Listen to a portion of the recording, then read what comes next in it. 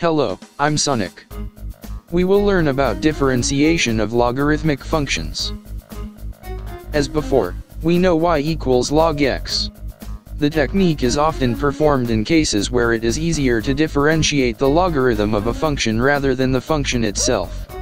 Then differentiate with respect to x, that means dy over dx, or y1, equal to 1 by x, or x inverse.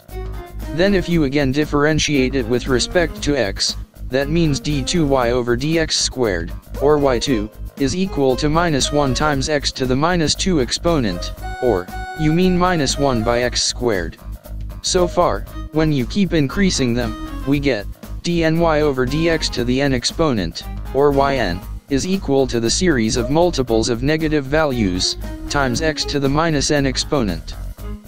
You can make this form like this, minus 1 to the n minus 1 exponent, divided by x to the n exponent multiplied by n minus 1 in the entire factorial. On the other hand, let's try log y equals x. There are two options you can try, either dx over dy, or dy over dx. For dx over dy, which is equal to 1 by y. For dy over dx, which means 1 by y, times dy over dx, equal to 1. Or, dy over dx, equal to y. Let us consider y equals log of e. We know the value of e is 2.72, when its exponent is 1. Note that log of e is equal to 0.43, now check what happens when you differentiate it.